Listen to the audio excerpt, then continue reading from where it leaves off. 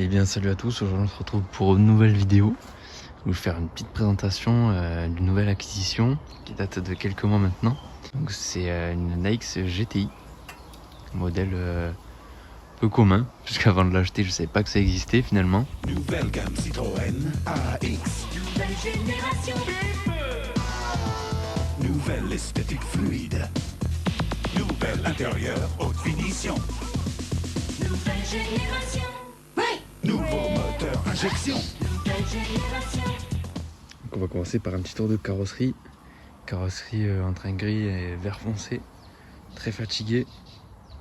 On a le kit d'extension d'aile, les bas de caisse qui sont donc spécifiques à la GT et à la GTI et à la X Sport aussi, qui était la version donc carbu de la GTI. On a les jantes en 13 pouces GTI donc avec des pneus en 185 73, donc ça fait quand même un gros boudin, mais un pneu finalement assez large pour une AX. Donc AX en 3 portes. On a les petites décorations GTI donc sur les bas de caisse, juste au-dessus des baguettes. Avec également le logo GTI donc au niveau du coffre. Il y a également le béquet, donc qui est vraiment plus de l'esthétique qu'autre chose. Mais ça rajoute un petit style à la voiture. Avec la marche là qui est en bas de la vitre, la lunette arrière. Ça fait un petit style assez sympa. Alors au niveau du coffre, pas de très grosses particularités. On a juste des enceintes qui ont été rajoutées.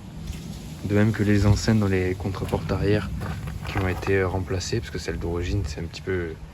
Forcément c'est pas terrible.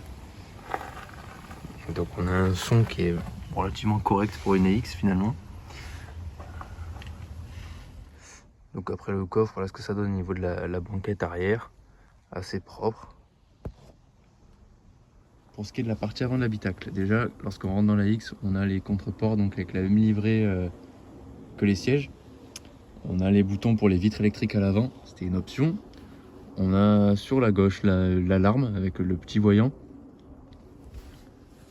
Ensuite, on a donc le contour, le compteur, la jauge à essence, le niveau d'huile qui s'affiche au démarrage et la température d'eau. On a un petit poste Bluetooth donc, qui va bien avec les enceintes dont je parlais tout à l'heure. Le pommeau, donc, rouge d'origine, 5 vitesses. Les tapis, bon par contre ça c'est du aftermarket. On a un petit extincteur rajouté parce qu'on ne sait jamais, ça peut servir. On a, donc c'est une option sur la X, la boîte à gants, c'est tout con. On a également pare-soleil et ciel de toit noir. Hop, et pour que vous puissiez voir maintenant le siège. Voilà, petite liseré GTI d'origine assez sympathique. Vraiment en accord sur toute la voiture. Donc après au volant, on a toutes les commandes classiques. En option, il y avait également l'essuie-glace avec le lave-glace arrière. Voilà, et le fameux mono essuie-glace avant d'AX, assez caractéristique. On a également les anti-brouillard donc avant-arrière. Et on a également la centralisée. Donc la centralisée c'est une option. Et la centralisée à distance avec le petit boîtier que vous voyez là, c'est une autre option. En option sur ce modèle que moi j'ai pas, on pouvait avoir donc le toit ouvrant, la clim et le boîtier ABS. Voilà. Donc une petite caisse bien sympa, assez légère, puisqu'on a un poids U avec 870 kg. Donc le poids UE c'est le poids avec tous les fluides, 90% des fluides, et le conducteur de 75 kg. Donc un petit jouet vraiment léger.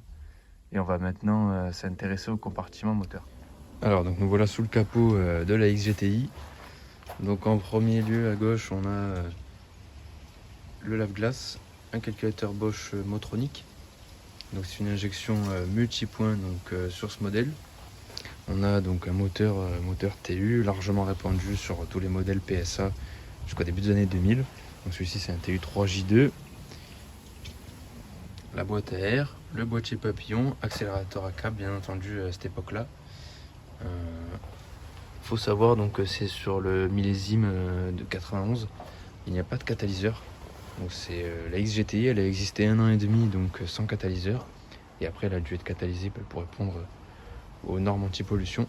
Et donc ce modèle, il fait d'origine 100 chevaux et à peu près 125 Nm de couple, si je dis pas de bêtises. Alors que le modèle catalysé en fait 95. Donc ça, c'est un petit plus. Forcément, petite batterie, petite voiture. Donc bon, comme vous pouvez voir, c'est une voiture donc, qui roule, qui a le contrôle technique, mais elle est dans son jus, autant mécaniquement qu'au niveau de la carrosserie. Et donc j'ai bien l'intention de à peu près tout reprendre à zéro, et pour avoir vraiment un petit jouet ancien, propre, qui fonctionne bien. C'est sous le capot finalement qu'on peut se rendre compte donc, de la vraie teinte de la voiture, parce qu'elle finira par passer en carrosserie. Je ferai d'abord au moins la majorité de la mécanique d'abord, la grosse mécanique. Mais voilà, ensuite je vais la faire repeindre. Et donc j'espère qu'on pourra le faire de la même couleur que d'origine. La vidéo touche à sa fin, j'espère qu'elle vous aura plu. Si c'est le cas, n'hésitez pas à liker, commenter, voire même à vous abonner. Ça fait toujours plaisir. Et puis voilà, j'espère qu'on se retrouvera dans une de mes prochaines vidéos. À bientôt sur la chaîne.